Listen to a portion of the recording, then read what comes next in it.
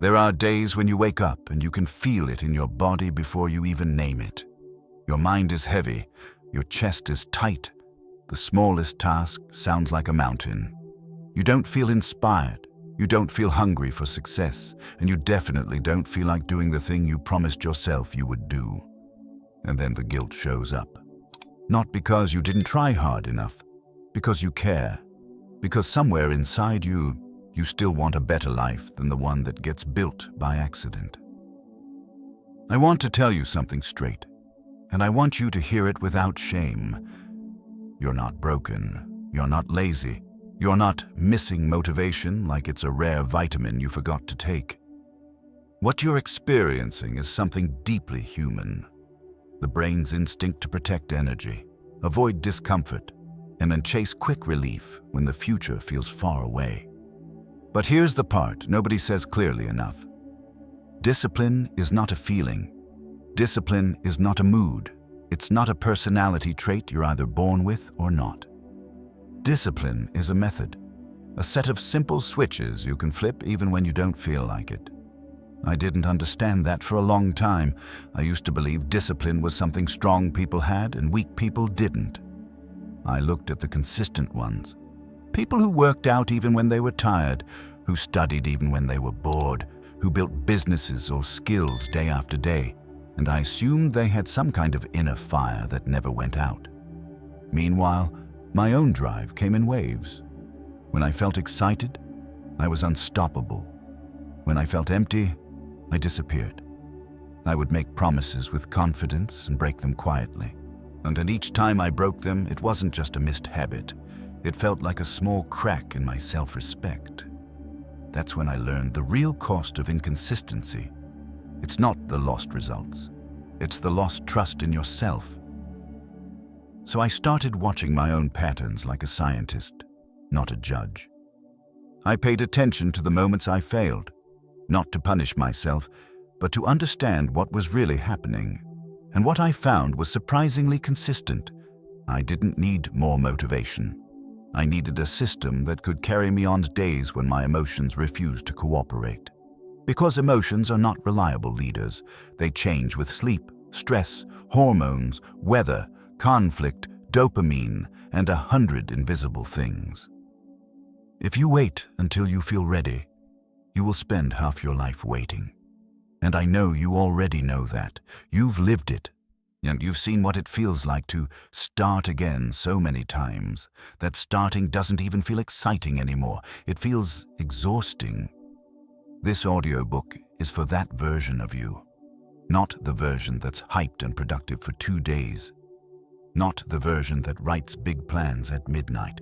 The version that is tired, busy, distracted. The version that still has to show up anyway. And when I say force discipline, I don't mean you should bully yourself. I don't mean you should crush your emotions or pretend you're a machine. I mean something calmer, stronger, and more honest. You stop negotiating with the part of you that always wants comfort first.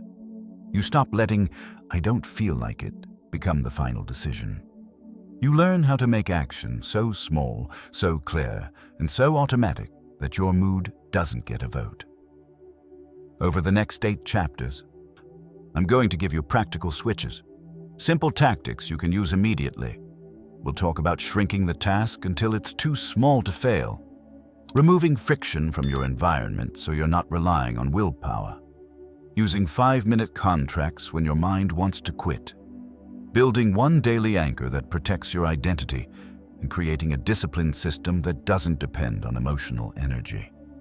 You'll also hear real-life examples, the kind that actually happen in normal homes with normal stress.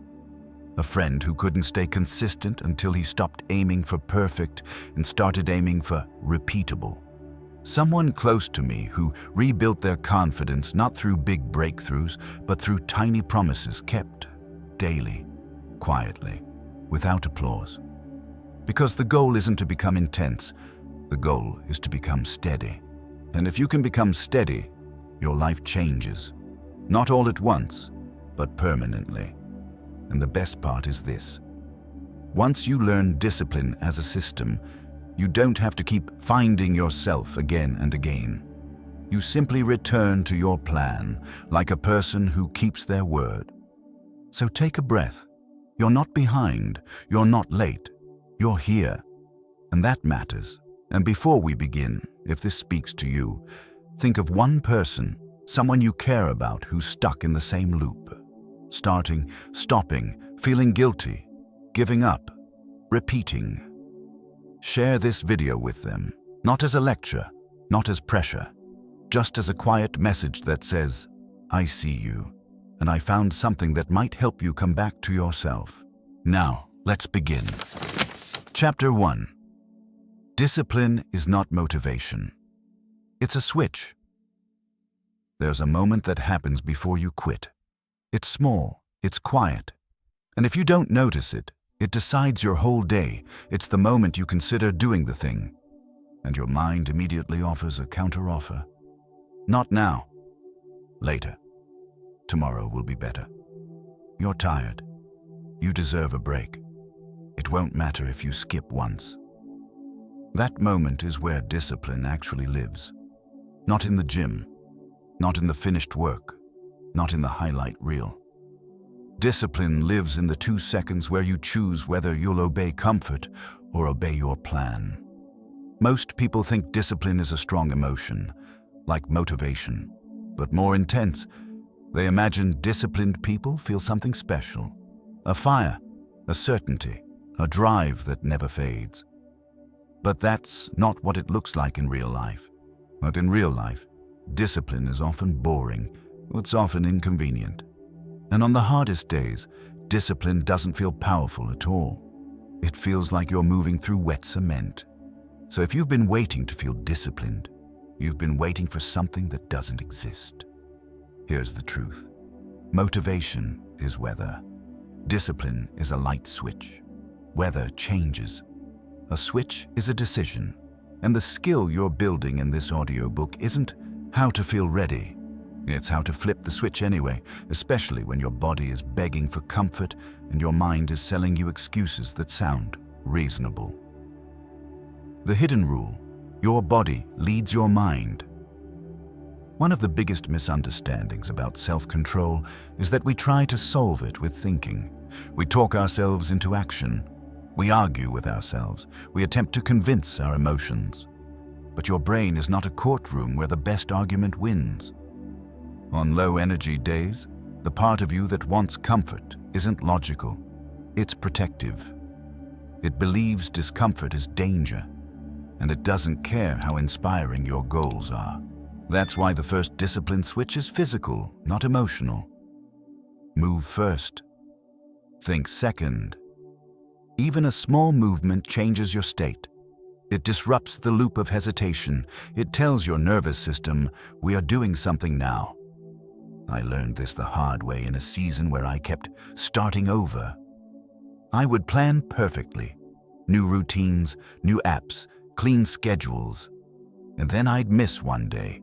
That one day would become a week, and the shame would become a reason to avoid the habit entirely, because facing it felt like facing failure. What finally helped wasn't a better plan. It was a smaller, more immediate command.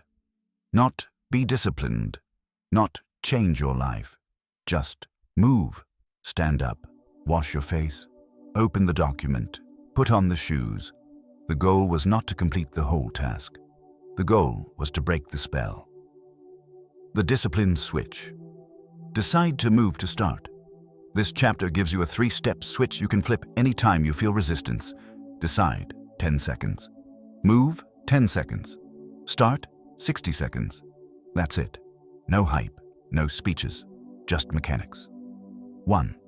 Decide, 10 seconds. A decision is not a debate. It's a line. On the days you don't feel like it, your mind will try to negotiate.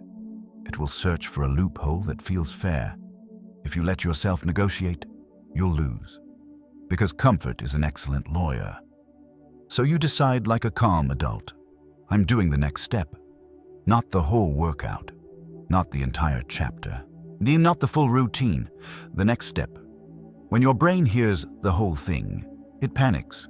When it hears the next step, it relaxes enough to comply. 2. Move 10 seconds. Movement makes the decision real.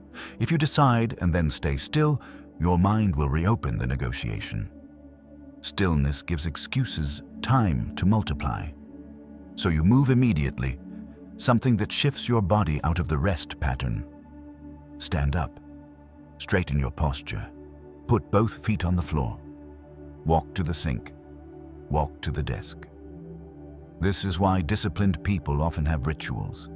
Not because rituals are magical, but because rituals remove choice. They create a physical pathway your body recognizes. A friend of mine used to struggle with consistency in training. He'd wait all day to feel in the mood to work out. Most days, that mood never arrived. Then he changed one thing. He made a rule that at 6:30 p.m. he would put on his gym shirt, no matter what. Even if he didn't train, even if he was tired. At first it sounded pointless, but within a week, the shirt became a switch. When the shirt went on, the argument ended. Some nights he only did 10 minutes, but those 10 minutes kept his identity intact, and eventually his body started craving the routine because it was familiar. That's discipline, a physical cue that ends negotiation. 3. Start 60 seconds. Now you begin for 1 minute. 1 minute sounds too small to matter until you realize how many lives are ruined by the inability to start. Starting is the true bottleneck. So your only job is to begin a 60-second version of the task. If it's writing, write one messy paragraph. If it's reading, read one page. If it's working out, do one set. If it's cleaning, clear one surface. If it's studying, open the lesson and do one question. A lot of the time you'll continue naturally after 1 minute. Not because you suddenly became motivated, but because momentum took over. And if you stop after 1 minute, you still won. Because you proved something priceless. Your feelings are not the boss. Why this works when you feel weak. When you feel low, your brain is trying to minimize effort and maximize comfort. If you demand a huge action, your brain rebels. But if you demand a tiny action, your brain can't justify the resistance. This is how you force discipline without self-hatred. You're not forcing your emotions to vanish. You're forcing your behavior to begin. And behavior is what changes your life. A person close to me once told me, "I don't trust myself anymore." They didn't say it dramatically. They said it like a fact. They had broken their own promises so many times that even small goals felt fake. What rebuilt them wasn't a massive transformation. It was small promises kept daily, quietly. 2 minutes of movement, 1 page, 1 glass of water, 1 minute of starting. That's how trust returns, not through intensity, but through repetition. Your practice for today is, right after this chapter, do this once. Pick one task you've been avoiding. Say out loud, "I'm doing the next step."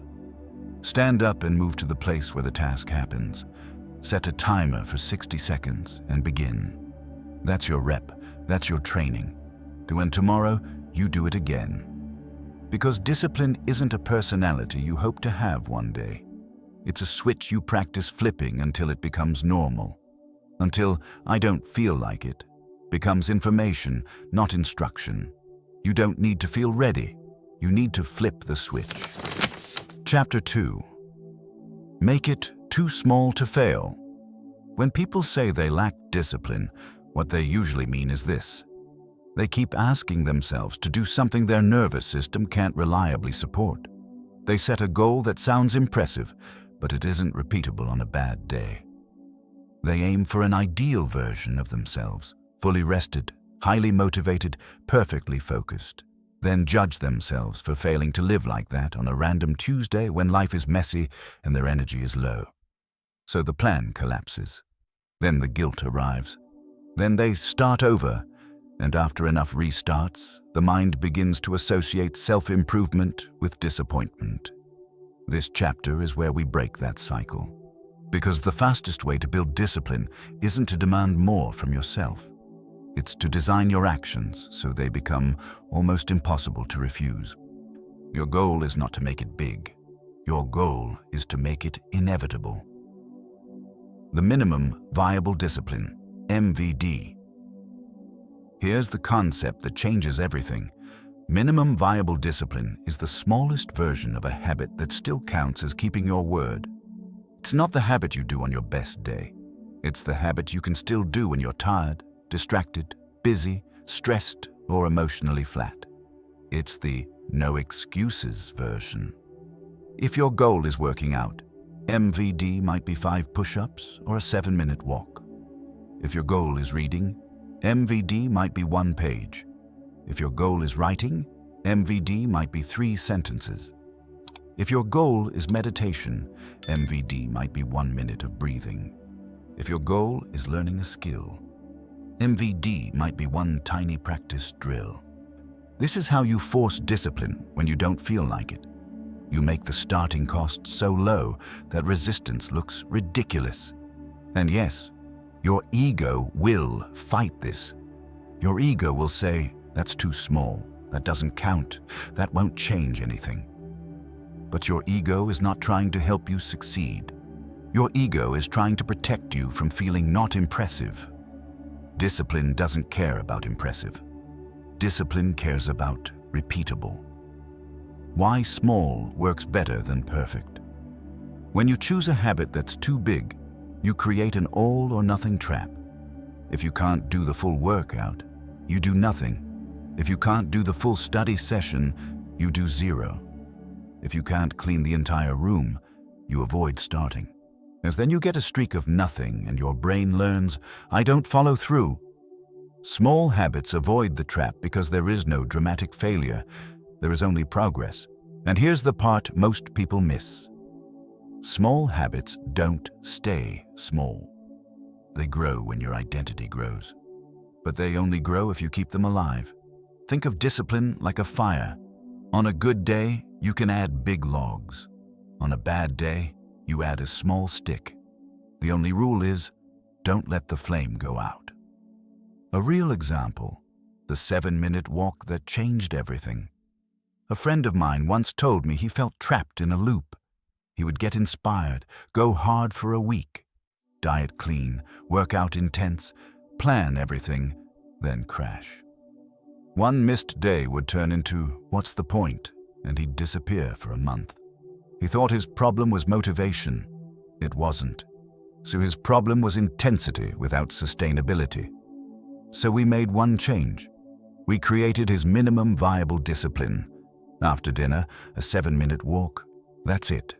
No gym, no perfect macros, no new life, just a short walk. At first, it felt almost silly to him, but he agreed to treat it like a promise. 2 weeks later, he told me something surprising. "I'm starting to trust myself again." Not because he became a new person overnight, but because he stopped breaking his word. Then the walk naturally became 12 minutes. Then he started adding light workouts on days he had energy. Then he started caring about food, not because he was forcing it, but because his body was already moving daily. That's how real discipline grows. Not through pressure, but through consistency. Not the 2-minute doorway. Technique. Here's a technique you can use for almost any habit. Make the first 2 minutes unbelievably easy. 2 minutes is a doorway. You're not committing to the whole task. You're committing to walking through the doorway. Once you're inside, continuing becomes much easier. Examples. Want to write? 2 minutes. Open the document and type anything. Want to study? 2 minutes. Open the lesson and read the first paragraph. Want to exercise? 2 minutes. Change into workout clothes and stretch. Want to clean? 2 minutes. Throw away trash in one corner. The point is not productivity. The point is compliance.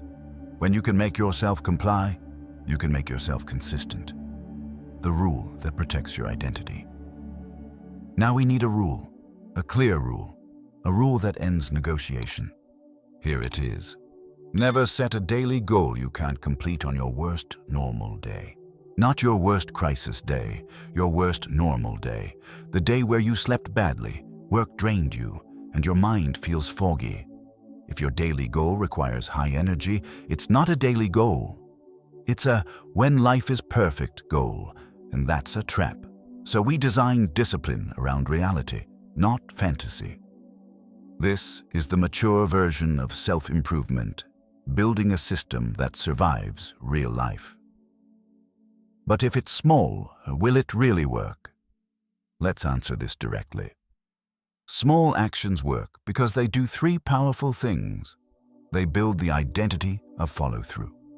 Every time you keep a promise, your brain updates its self-image. I'm the kind of person who does what I say. They reduce friction.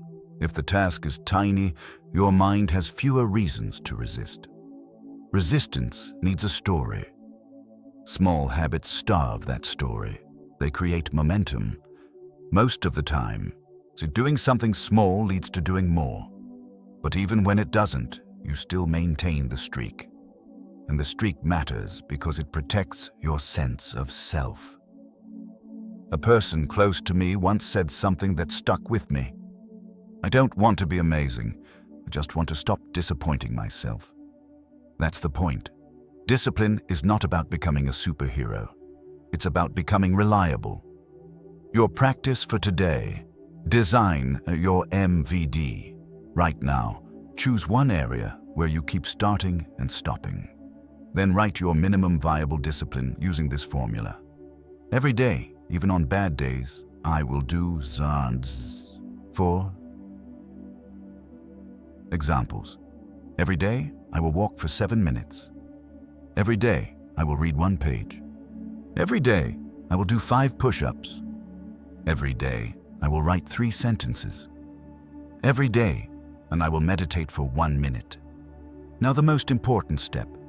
Make it so small you feel slightly embarrassed. Yes, embarrassed. Because that embarrassment is your ego realizing it can't hide behind excuses anymore. And once you have your MVD, add a simple trigger. After I brush my teeth, after I finish dinner, when I sit at my desk, when I put my phone to charge, your trigger turns your MVD into a system, not a hope. Chapter 3. Remove friction, not willpower. If you've ever told yourself, I just need more self-control, I want you to consider a different possibility. Maybe you don't need stronger willpower.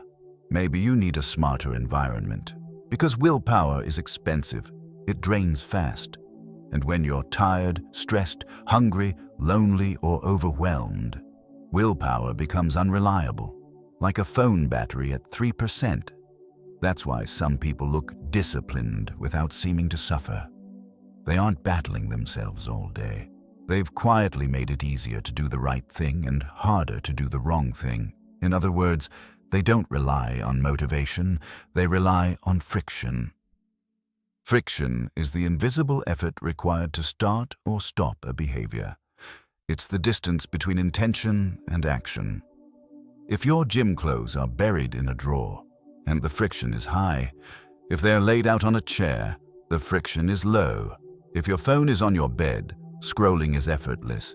If your phone is charging across the room, scrolling becomes a decision.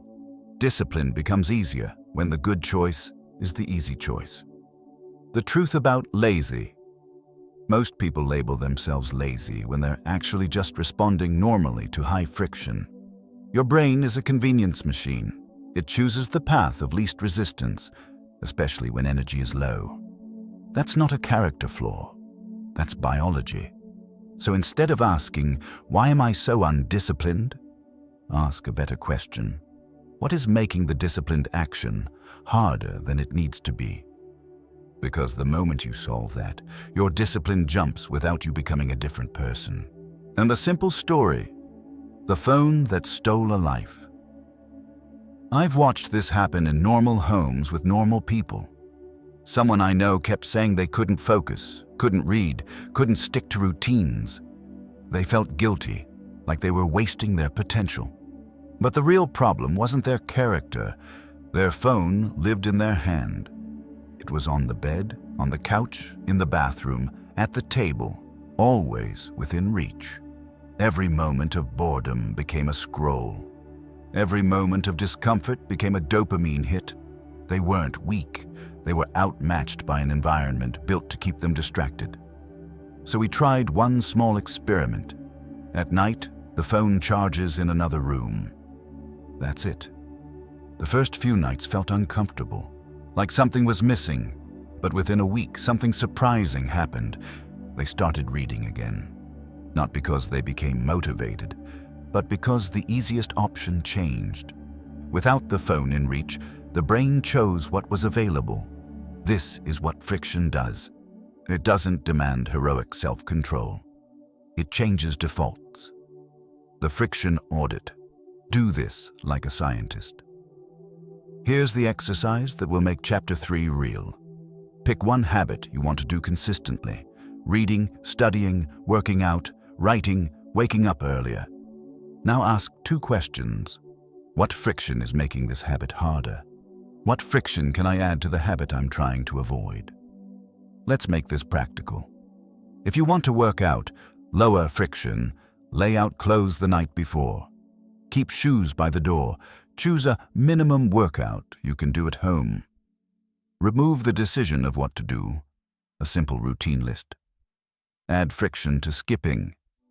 Commit to meeting someone, not pre-book a class. Put your workout time in a visible calendar. If you want to write or study, lower friction. Keep one document open and ready. Have your notes visible on the desk. Use a clean workspace with only essentials. Add friction to avoidance. Block distracting sites. Keep your phone in another room. Use full screen mode. If you want to eat better, lower friction. Prepare simple, healthy foods that are ready to grab. Keep water visible. Add friction to junk. Don't store it at home. Put it on a high shelf or hard-to-reach place. The principle is simple. Design the path. When the path is clean, your discipline looks strong. The one-touch rule for starting. Here's a rule I use when I feel resistance. Make the first action 1 touch away, not 5 steps away. 1. If you want to read, the book should be on your pillow or desk, not in a bag, not on a shelf, not in another room. If you want to journal, the notebook and pen should be open, visible, ready. If you want to exercise, your mat should already be unrolled. When the first step is immediate, you start before your brain has time to negotiate. And once you start, momentum takes over. Discipline. Without drama. The if-then environment. A powerful way to remove thinking is to use if-then rules. If I finish dinner, then I walk for 7 minutes. If I sit at my desk, then I open my notes. If I wake up, then I drink water. This turns discipline into a script your body follows. Someone close to me used this when they were recovering from a rough season. They couldn't rely on motivation. It wasn't there. So they created tiny if-then rules around the house. A book by the bed, a water bottle on the counter, shoes by the door. No grand speeches, just cues. Within a month, they weren't fixed, but they were stable. And stability is where confidence begins. The 2-minute environment reset. If your life feels chaotic, don't try to redesign everything at once. Do this. Spend 2 minutes making tomorrow easier. 2 minutes. Put your gym clothes on a chair. Clear one spot on your desk. Charge your phone away from the bed. Put your book where you'll see it. This is discipline disguised as preparation. It's not glamorous, but it's powerful. Because you're helping your future self. And helping your future self is one of the highest forms of self-respect. Chapter 4. The 5-minute contract. When motivation disappears, your mind starts speaking in absolutes. I can't do this today. I'm too tired. It's pointless if I can't do it properly. I'll restart tomorrow. Absolutes feel clean because they end the discomfort of deciding, but they also end progress. The 5-minute contract is how you keep moving without needing a heroic mood. It's a simple agreement. You will do the task for 5 minutes with full permission to stop afterward. No guilt, no self-hate, no dramatic promises. Just 5 minutes. This works because your brain fears commitment more than effort. A full workout, a full writing session, or a long study block can feel like captivity. 5 minutes feels survivable, and once something feels survivable, you can start. Here's the contract. Set a timer for 5 minutes, then start the task in its easiest form. When the timer ends, choose, stop, or continue. Either way, you win. Because you kept your word, the key is honesty. You're not tricking yourself. You're building trust by proving you can make an agreement and keep it. I learned this during a season when my days felt heavy. I would sit down to work and feel resistance like a wall. On those days, any big plan sounded impossible, but 5 minutes sounded manageable. So I stopped trying to power through and started making contracts. Some days I did 5 minutes and stopped. My ego hated that. It wanted a bigger win. But over time, something changed. The shame decreased, the consistency increased, and because I was starting more often, I was finishing more often. A friend of mine had the same issue with exercise. He would either train hard or do nothing. And when he missed a day, he felt like he failed, so he avoided starting. We changed the rule. On low-energy days, he owed himself 5 minutes. Only 5. His 5 minutes looked like this. Shoes on, step outside, walk to the end of the street and back. Most days, once he started, he kept going. But even when he didn't, the habit stayed alive. He stopped disappearing, and that was the real victory. The 5-minute contract teaches a deeper lesson. Discipline is not about intensity. It is about presence. If you can stay present, you can grow. There are 3 ways to use the contract, depending on your situation. First, 5 minutes to begin. This is for tasks you avoid starting: writing, studying, making a call, cleaning, planning. The goal is motion. Open the file, write the ugly first sentence. Read 1 page. Put 3 dishes away, or let momentum do what motivation won't. Second, 5 minutes to return. This is for days you already failed the habit. You skipped the morning, you wasted time, you made choices you regret. The contract becomes a reset. You don't wait for tomorrow. You return for 5 minutes today. That single act breaks the story that a bad day must stay bad. Third, 5 minutes to hold the line. This is for habits that keep you stable: walking, stretching, journaling, meditation, language practice. 5 minutes keeps the identity intact. It tells your brain, we are still the kind of person who shows up. Now, a warning. Your mind will try to sabotage the contract by demanding quality. It will say, if it's not perfect, don't bother. That is perfectionism wearing the mask of standards. On low motivation days, your only standard is this: show up. 5 minutes of imperfect action beats 0 minutes of perfect intention. Here's a rule that protects momentum. Never evaluate your life while you're in the first 5 minutes. In those minutes, you're still crossing the gap between resistance and motion. Judgment there is poison. Replace judgment with 1 phrase. Just complete the 5. If you feel numb or restless, pair the contract with a tiny ritual. 1 deep breath, shoulders back, eyes on the first step. Say, I don't need to want this. I only need to start for the next 5 minutes. Then begin the easiest version. The ritual is not magic. It's a cue that tells your brain the negotiation is over. Your practice today is simple. Choose 1 task you've been delaying. Make it smaller than your pride wants. Set the timer. Begin. When the timer ends, decide with respect. And if you continue, great. If you stop, still great. Because you kept the promise and trained the switch. Over time, these small contracts rebuild self-trust, and self-trust is the foundation of discipline. When you trust yourself, you don't need constant motivation. You just do what you said you would do, one small agreement at a time. In the next chapter, we'll build on this by creating a single daily anchor, one habit that holds you steady even when everything else feels messy. Chapter 5. The one daily anchor. Some days will not cooperate. Your schedule breaks. Your mood drops. People need you. Problems show up. By the time you get a quiet moment, the day already feels lost. That is exactly why you need an anchor. An anchor is not a perfect routine. It is one small, non-negotiable practice that protects your identity when everything else is unstable. Think of it as proof that you still lead yourself. When you have an anchor, a bad day becomes a day with one win, not a day with zero. I used to treat discipline like an all-day performance. If I missed the morning, I felt behind. If I missed a workout, I told myself the day was ruined. That mindset creates fragile discipline because it depends on conditions. Real discipline is sturdier.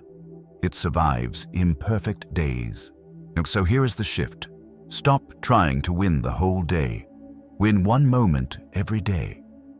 For many people, the best place for an anchor is the morning. Not because mornings are magical, but because they happen before the world starts pulling you in 100 directions. Yet, morning does not have to mean 5 a.m. It simply means the first available pocket of control. If you work nights, your anchor can be after you wake up in the afternoon. Timing matters less than ownership. Your anchor should be short. 10 to 15 minutes is enough. If you make it too long, you will skip it on busy days, which defeats the point. Remember, Chapter 2. Make it too small to fail. The anchor is not meant to exhaust you. It is meant to remind you who you are. Here is a simple anchor structure.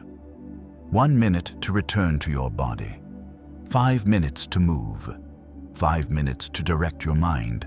1 minute to return to your body can be drinking water slowly, taking 10 deep breaths, or washing your face with attention. The purpose is to switch from autopilot to presence. 5 minutes to move can be stretching, a brisk walk, a few push-ups, or a short mobility routine. Movement signals leadership. It tells your nervous system we act even when we don't feel like it. 5 minutes to direct your mind can be journaling 3 lines, writing today's single priority, or reading 1 page of something that makes you steadier. This is where you choose your direction instead of letting the day choose it for you. A friend of mine used to say he had no time for discipline. 2 kids, a demanding job, and constant fatigue. He kept waiting for a free hour that never came. So we built an anchor that took 12 minutes, water, 10 squats, and 1 sentence in a notebook. Today, I will not disappear. Some mornings he hated it. Some mornings he rushed, but he did it anyway because it was small enough to survive real life. A few weeks later, he told me he felt less reactive and more in control, even on hard days. That is what an anchor gives you.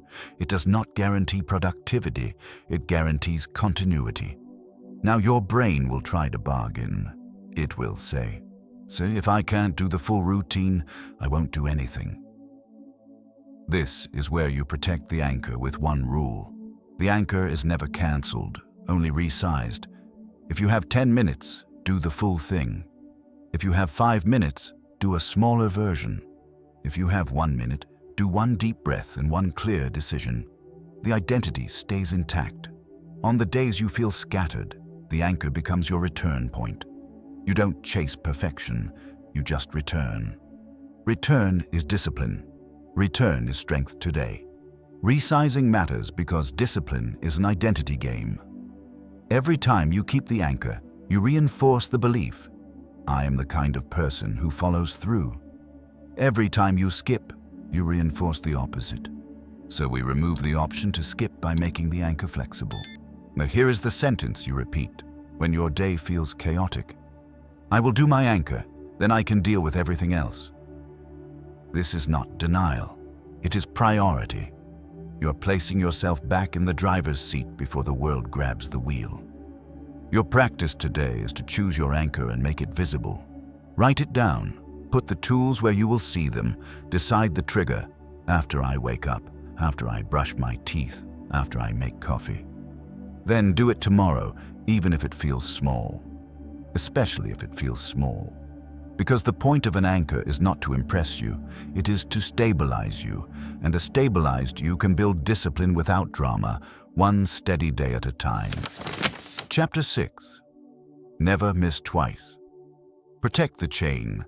Protect the self. There is a silent moment after you miss a day. You skip the workout. You didn't study. You didn't write. And your mind offers a dangerous thought. Well, I already broke it. This is where most people lose discipline. Not on the first miss, but on the second. Missing once is normal. Life happens. Energy drops. Plans fall apart. But missing twice is when a slip becomes a pattern, and a pattern becomes an identity. The brain starts building a story. I'm not consistent. I never follow through. And once that story feels true, you stop trying, because trying feels like setting yourself up for disappointment.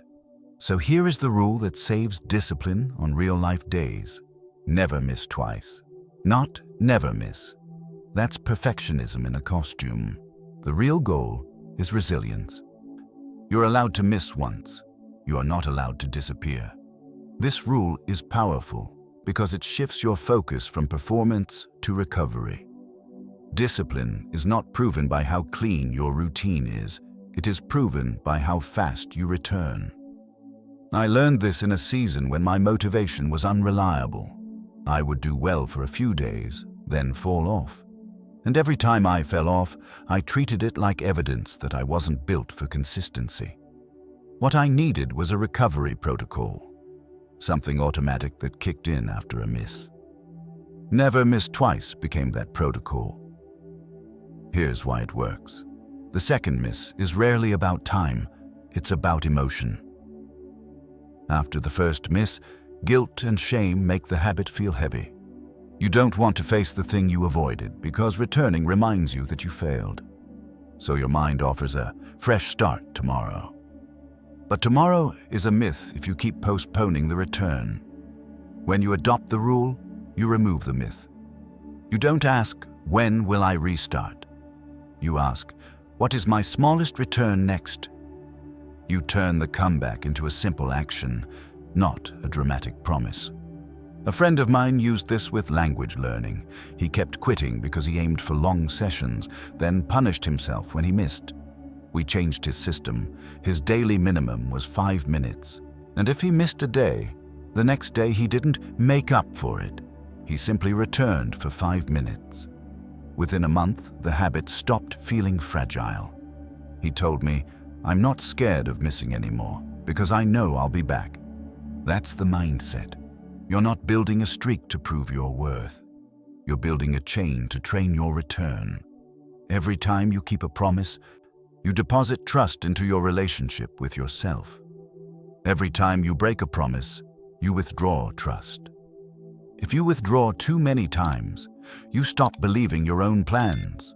And when you don't believe yourself, motivation can't save you because motivation requires hope.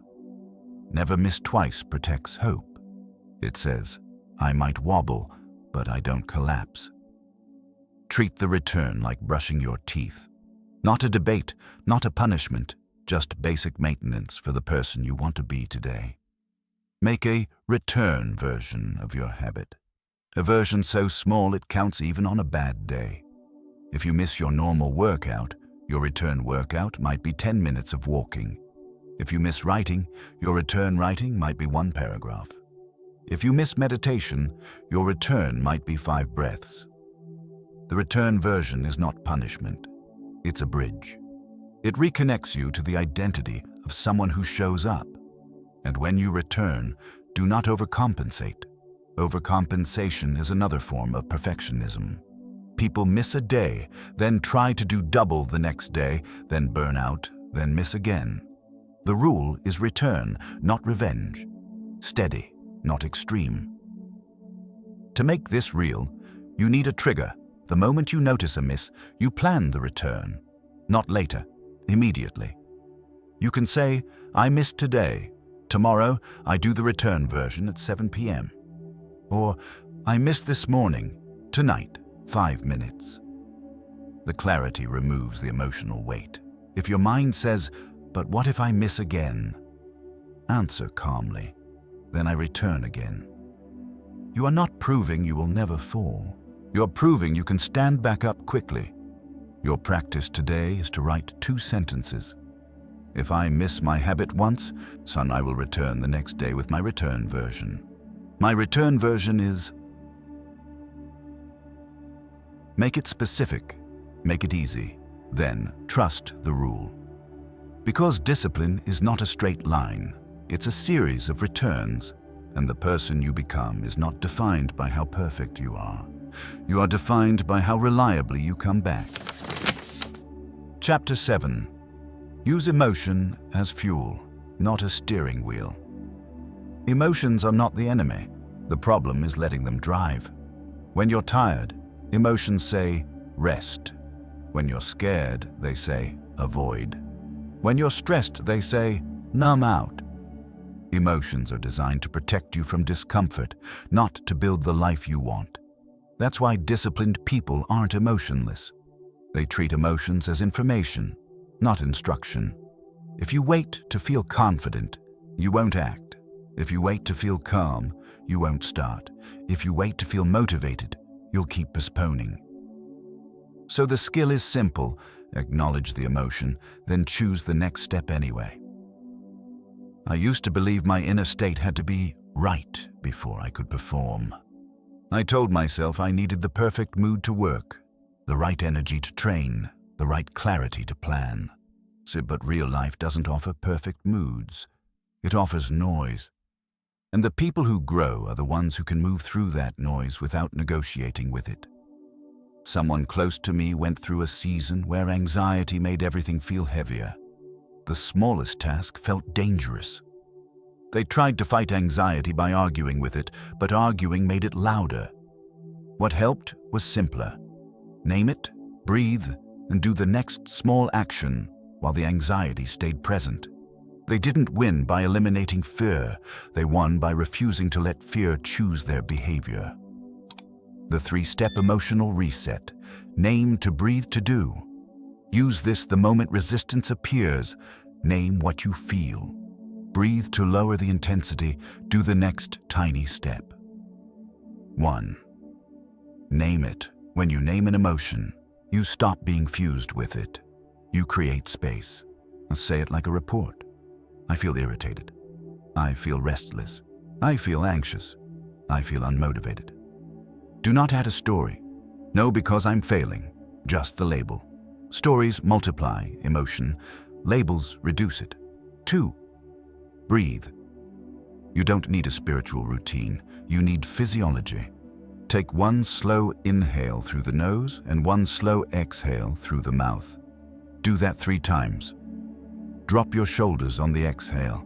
Breathing doesn't erase emotion. It lowers the volume so you can choose. 3. Do the next tiny step. Now you act, not to prove you're strong, but to keep your identity intact. The next step should be concrete and small. Open the laptop, put on the shoes, write the first sentence. Read 1 paragraph. You're not trying to feel better first. You're letting action create the possibility of feeling better, of the sentence that ends. Negotiation. On hard days, use this line, I feel, and I will still do, for 5 minutes. Examples. I feel tired, and I will still walk for 5 minutes. I feel anxious, and I will still write for 5 minutes. This sentence is powerful because it stops the false choice between feel good and do the work. It allows both realities to exist. You can feel bad and still act. A friend of mine used this during a busy period when his discipline collapsed. Each time resistance showed up, he repeated the line and started. Some days he only did 5 minutes, but the pattern changed. Resistance arrived, yet it no longer controlled the outcome. That's emotional mastery. Another way to think about it: emotion can be fuel as long as it isn't the steering wheel. Anger can power a boundary. Frustration can power a focused sprint. Even doubt can power preparation. You don't deny what you feel. You harness it right now. The rule is, feelings may supply energy, but they don't get to write your schedule. If you can turn "I'm stressed" into "I'll do the next step to reduce stress," you transform emotion from a stop sign into a signal. Don't drive while emotion is spiking. One more rule: don't make big decisions inside a strong emotional wave. When you're angry, you want to burn things down. When you're sad, you want to quit. When you're excited, you want to commit to impossible plans. Strong emotion distorts time.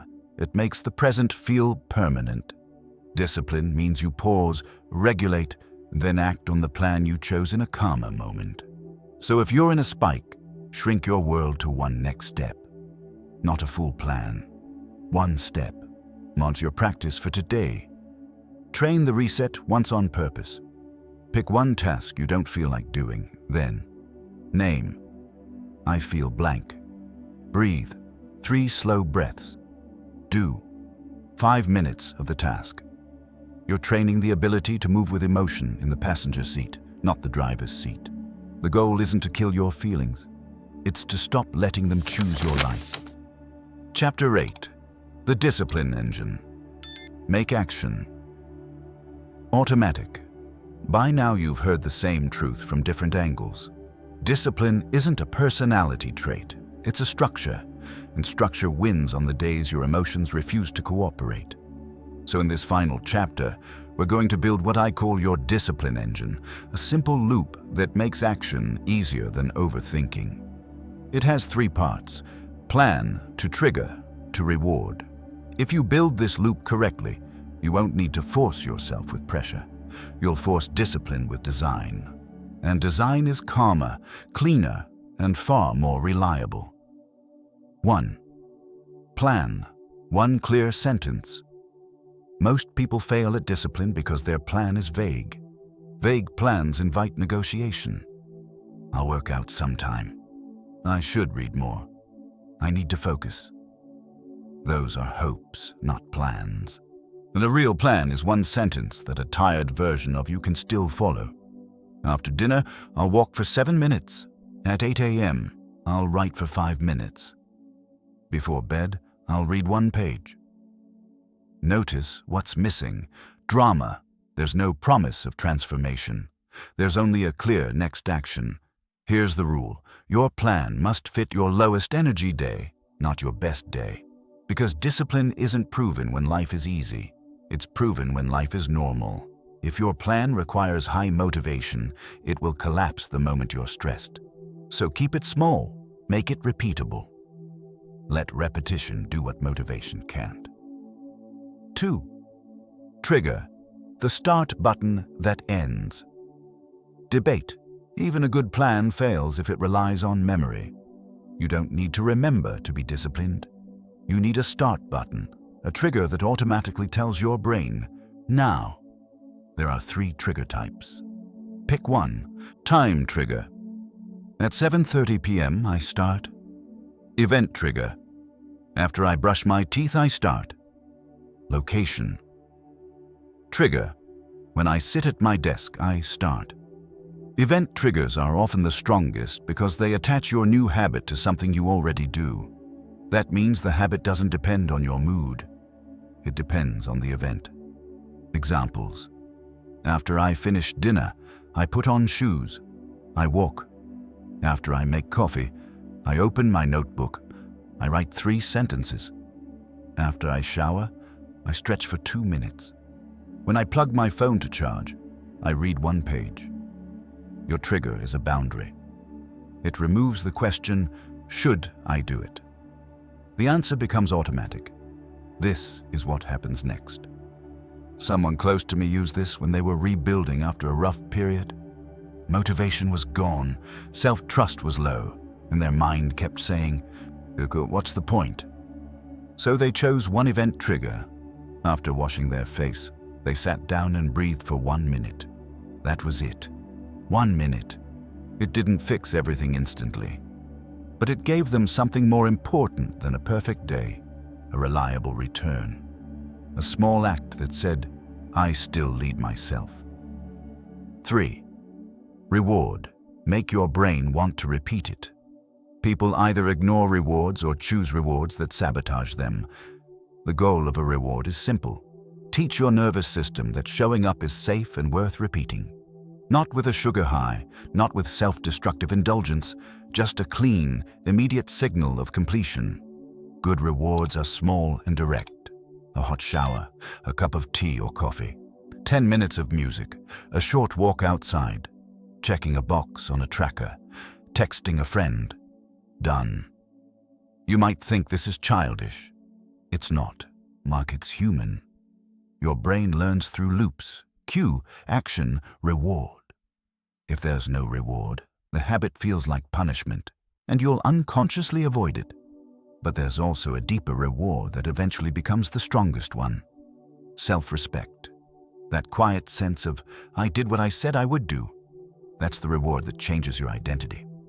Build the loop. Make it real. Make it physical.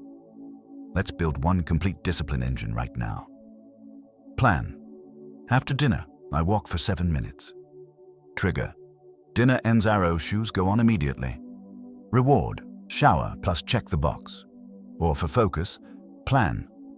When I sit at my desk, I write for 5 minutes. Trigger. Sitting down, arrow, open the document first. Reward. Tea plus 1 song. Notice the power here. The loop reduces thinking. It reduces friction. It replaces motivation with sequence. And that's what discipline really is. A sequence you follow even when you don't feel like it. The backup engine. Your bad day version. Now we make this system survive real life. Because you will have bad days. Not because you're weak, but because you're human. So you need a backup engine. Your minimum viable discipline. This is the version you do when your energy is low, your time is limited, or your emotions are loud. Examples. Walk 3 minutes. Read 1 page. Write 3 sentences. Do 5 push-ups. Breathe for 60 seconds. Here's the rule. Your backup keeps the chain alive. It protects never miss twice. It protects identity. It protects momentum. Bad days don't destroy discipline. Disappearing does. Your 7-day blueprint for the next week, choose 1 habit, not 5. 1. Or write it like this. Main engine plan, trigger, reward, backup engine, bad day version. Minimum, trigger, reward. Then commit to 1 thing. Follow the loop, not perfectly, just repeatedly. And here's my personal closing perspective as the writer of this audiobook. You don't become disciplined by becoming harsher. You become disciplined by becoming clearer, by removing debate, by shrinking the task, by building a loop that holds you steady when your feelings don't. That's what it means to force discipline, quietly, consistently, and without needing to feel ready first. If you've made it to the end of this audiobook, I want you to pause for a moment, not to celebrate in a loud way, but to recognize something quietly important. You showed up. And that matters more than people think, because the real opposite of discipline isn't failure. It's disappearance. It's the slow habit of stepping away from your own life the moment it becomes uncomfortable. What we built together in these chapters was never about becoming a perfect person. It was about becoming a reliable person, someone who can keep moving even when motivation is gone, even when emotions are loud, even when the day doesn't cooperate. And maybe the most valuable shift is this.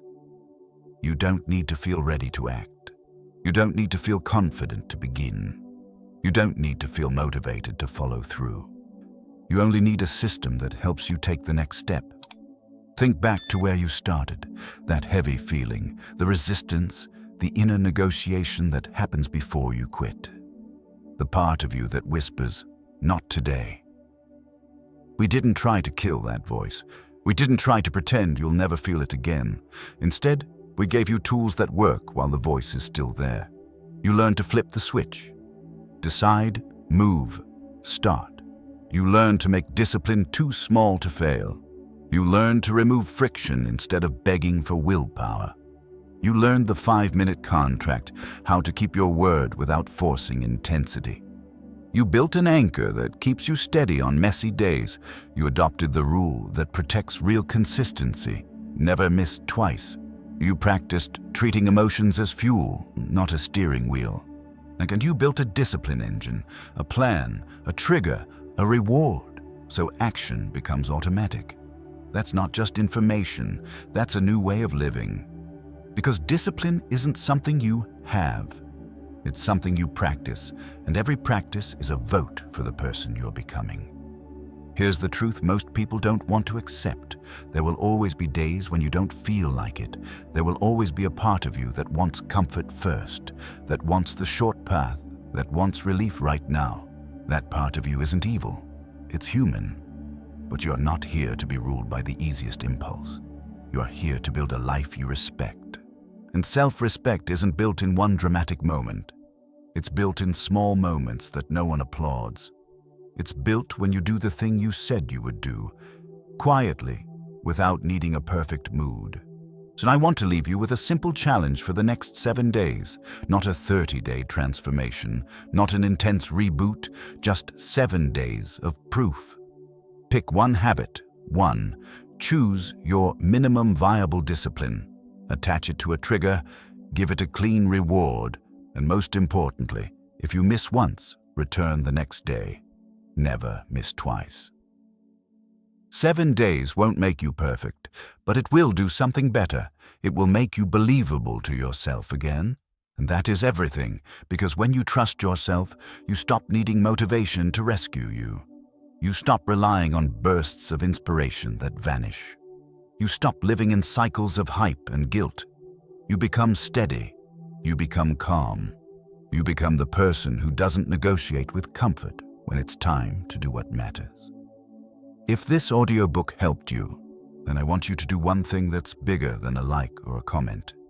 Think of one person, someone you care about, who's stuck in the loop. Starting, stopping, feeling ashamed, repeating. Someone who keeps trying to change but keeps disappearing. Share this with them, not to pressure them, not to prove a point, but to offer a bridge. A quiet message that says, "I see you, and you don't have to do it alone." And to you, remember this. Discipline is not punishment. It's not deprivation. It's not a harsh personality. Discipline is the way you protect your future self. It's the way you keep your promises. It's the way you return to your life. So when you don't feel like it tomorrow, don't wait for the feeling to change. Flip the switch. Do the small version. Keep the chain alive. And over time, without drama, you'll look back and realize something incredible. You didn't become disciplined all at once. You became disciplined one quiet choice at a time. Now go make that next choice.